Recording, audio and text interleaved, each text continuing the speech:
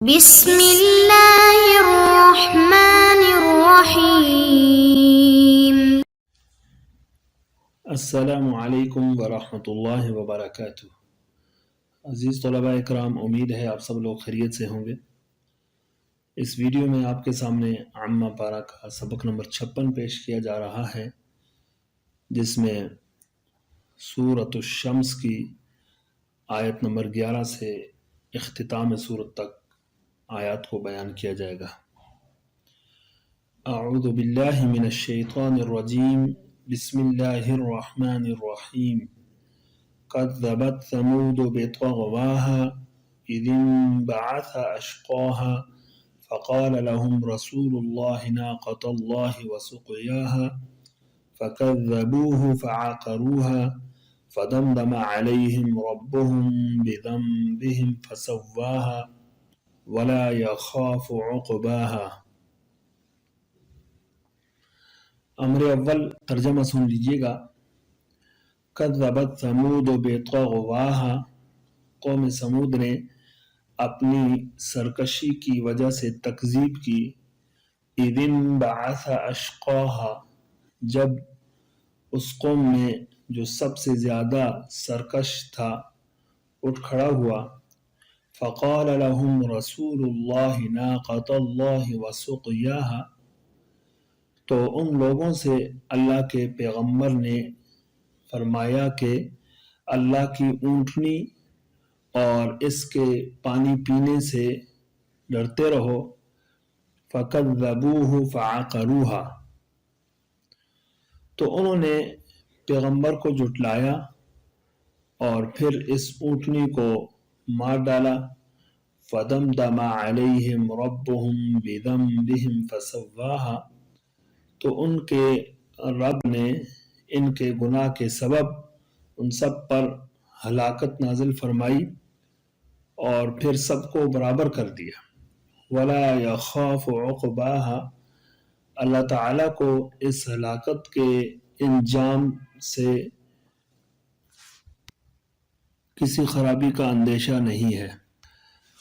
امر ثانی، لغات میں کچھ ایسی ہیں جن کا بیان پہلے بار بار گزر چکا ہے، لہٰذا ان کو دہرانے کی ضرورت نہیں ہے۔ تغوا جو ہے یہ مصدر ہے طغیان سے، اور طغیان کا معنی ہوتا ہے تجاوز الحد فی العصیان، نافرمانی میں حد کو تجاوز کر لینا۔ باب فتح سے طغا یطغا طغیان و طغیانا، انتہائی سرکشی کرنا، اور طغا یطغو طغون، اس کا معنی ہے حد سے بڑھ جانا۔ انبعث، یہ باب انفعال سے فعل ماضی صیغہ واحد مذکر غائب، اس کا معنی ہے اٹھ کھڑا ہونا۔ اشقا، یہ جو ہے اس میں تفضیل واحد مذکر غائب، اس کا معنی ہے بڑا بدبخت۔ اور باب سمع سے شقی یشقا، بدبخت ہونا۔ ناقہ اونٹنی کو کہتے ہیں، اس کی جمع نوق اور انواق آتی ہے۔ سقیا، یہ سقی مصدر سے اسم ہے، اس کا معنی ہے سیراب ہونا۔ اور پھر باب ضرب سے سقا یسقی سقیا، پلانا۔ عقروہا، عقرو جو ہے یہ فعل ماضی صیغہ جمع مذکر غائب ہے، اس کا معنی ہے ذبح کرنا، کونچے کاٹ ڈالنا۔ دمدمہ، یہ باب فاعل سے ہے، صیغہ واحد مذکر، ہلاک کرنا، کسی کو سزا دینا۔ عقبہ، یہ بھی اسم ہے، اس کا معنی ہے انجام۔ امر ثالث تفسیر سن لیجیے گا۔ ان آیات کے جو ماقبل میں وقد خواب من دساہا، اس آیت میں ذکر تھا کہ برباد ہوا وہ شخص جس نے اپنے آپ کو گناہ میں دسا دیا۔ اور جس نے فسق و فجور کی وجہ سے جو ہے اپنے آپ کو برباد کیا. تو ان آیات میں قوم سمود کا ذکر کیا جا رہا ہے کہ انہوں نے بھی فسق و فجور اختیار کیا اور ایمان لانے سے روگردانی کی، تو اللہ تعالیٰ نے ان پر دنیاوی عذاب نازل کیا. آیات کو سمجھنے کے لیے اس کے پس منظر میں ایک واقعہ ذکر کیا جاتا ہے، اس کو سن لیجئے گا کہ اللہ تعالیٰ نے قوم سمود کی طرف حضرت صالح علیہ السلام کو پیغمبر بنا کر بھیجا. تو انہوں نے اپنی قوم کو اللہ کی عبادت کی طرف بلایا، وحدانیت کی دعوت دی،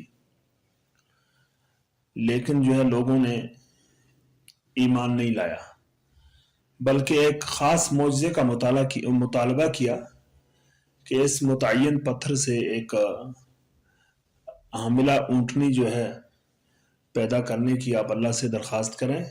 اگر وہ اونٹنی پیدا ہوگی تو ہم اسلام لے آئیں گے.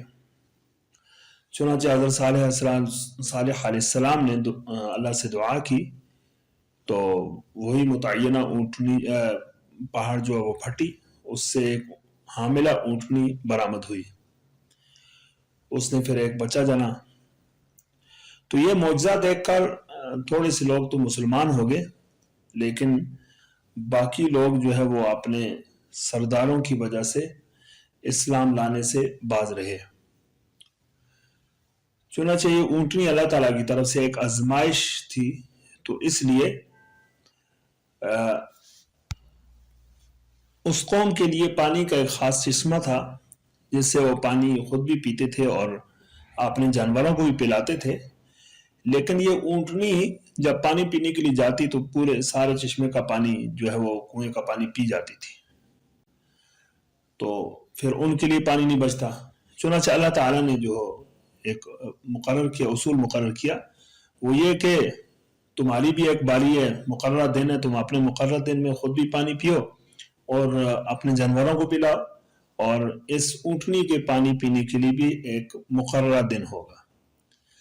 لیکن یہ تقسیم جو ہے اس قوم پر ناگوار گزری اور انہوں نے مشورہ کیا کہ ہم اس اونٹنی کو جو ہے قتل کر دیتے ہیں تاکہ اس سے ہم ابتلا سے جو ہے وہ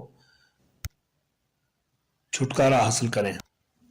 چنانچہ ان لوگوں نے مشورہ کیا، مشورہ کرنے کے ساتھ جو ہے وہ اس اونٹنی کو قتل کر دیا.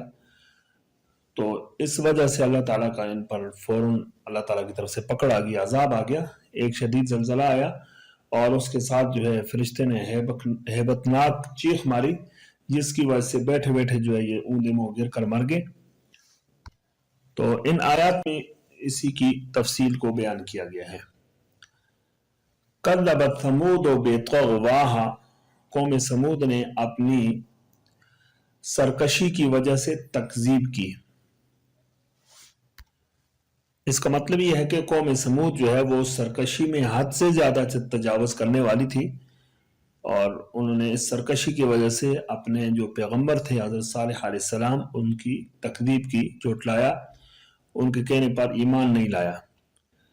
اذ انبعث اشقاہا، اس آیت میں اس عملی تکذیب کا ذکر ہے کہ یہ تکذیب اس وقت ہوئی کہ جب ان میں سب سے زیادہ بدبخت شخص تھا وہ کھڑا ہوا، اس نے اونٹنی کی کوچیں کاٹ ڈالی اور اس کو قتل کر دیا، جبکہ باقی لوگ جو ہے وہ اس کے ساتھ مشورے میں شریک تھے. اس شخص کا نام جو ہے بعض مفسرین نے قدار بن سالف یعنی بالدال نقل کیا ہے، اور بعض نے قدار بن سالف یعنی بالدال اس کا نام نقل کیا ہے. فقال لهم رسول اللہ ناقۃ اللہ وسقیاہا، تو ان لوگوں سے اللہ تعالیٰ کے پیغمبر نے فرمایا کہ اللہ کی اونٹنی سے جو ہے وہ ڈرتے رہو.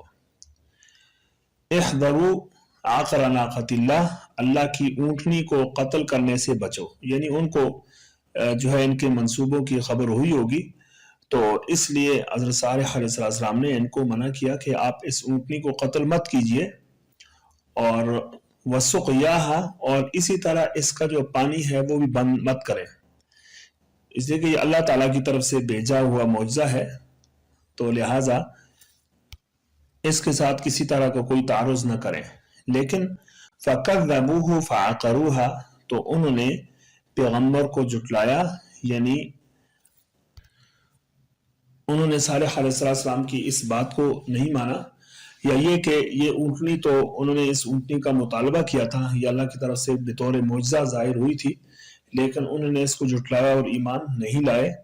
فَعَقَرُوهَا پھر اس اونٹنی کو انہوں نے مار ڈالا، اس کی کونچیں کاٹ ڈالی اور اس کو قتل کر دیا. اب یہاں پر فَعَقَرُوهَا یہ جمع کا صیغہ ہے، جبکہ قتل کرنے والا شخص وہ ایک تھا، یعنی قدار بن سالف تھا. تو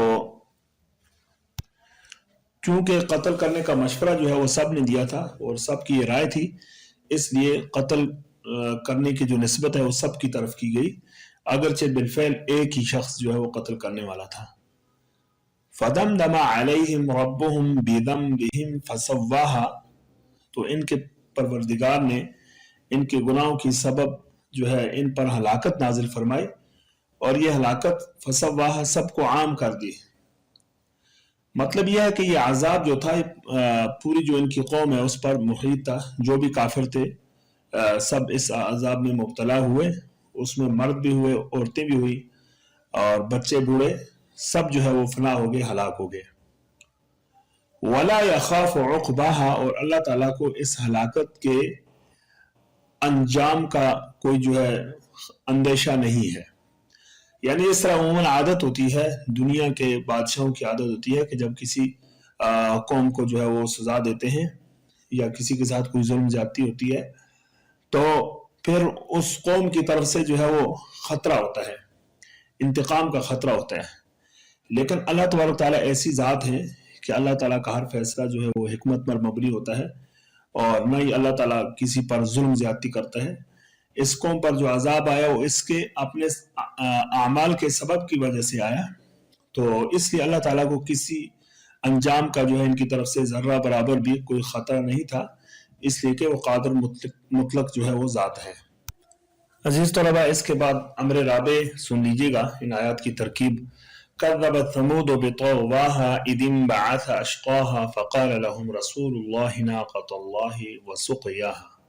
كذبت فعل ہے اور سمود اس کا فاعل ہے، بار فجار تغوا مضاف الیہ مل کر یہ مجرور جار مجرور مل کر كذبت فعل کے ساتھ متعلق. اذ بمعنی حین کے مضاف ہے، انبعث فعل ہے اور اشقاها مضاف الیہ مل کر اس کا فاعل، پھر فعل فاعل مل کر یہ شرط ہو گیا. فا جو ہے یہ اذا کے اذ کے جو ہے وہ جواب میں ہے، اور قال فعل لہم اس کے ساتھ متعلق ہو گیا، رسول اللہ مضاف الیہ مل کر فاعل، قال فعل اپنے فاعل اور متعلق سے مل کر قول، اور آگے ناقۃ اللہ یہ مضاف الیہ مل کر معطوف علیہ، وسقیاہا یہ مضاف الیہ مل کر معطوف، پھر معطوف علیہ مل کر یہ مفعول بھی ہوا جو ہے احذروا فعل محذوف کا. احذروا فعل محذوف اپنے فاعل اور مفعول بھی سے مل کر جملہ فعلیہ انشائیہ ہو کر یہ مقولہ، پھر قول مقولہ مل کر یہ جزا ہوا شرط کے لیے، اور پھر شرط جزا مل کر جملہ شرطیہ جزائیہ ہو کر یہ مضاف الیہ ہوا جو ہے اذ بمعنی حین مضاف کے، اور پھر مضاف الیہ مل کر یہ مفعول فی ہوا کذبت فعل کا. کذبت فعل اپنے فاعل اور مفعول فی سے مل کر مفعول فی اور متعلق سے مل کر جملہ فعلیہ خبریہ ہوا. فَكَذَّبُوهُ فَعَقَرُوهَا فَدَمْدَمَ عَلَيْهِمْ رَبُّهُمْ بِذَنبِهِمْ فَسَوَّاهَا وَلَا يَخَافُ عُقْبَاهَا. فا جو ہے یہ استنافیہ ہے، کذب فعل اور واو ضمیر بارز اس کا فاعل ہے، ہو ضمیر مفعول بھی، یہ فعل فاعل مفعول بھی مل کر جملہ فعلیہ خبریہ ہو کر معطوف علیہ فا عاطفہ ہے، اور عقر فعل ہے، ضمیر واو ضمیر فاعل ہے، اور ہا ضمیر مفعول بھی.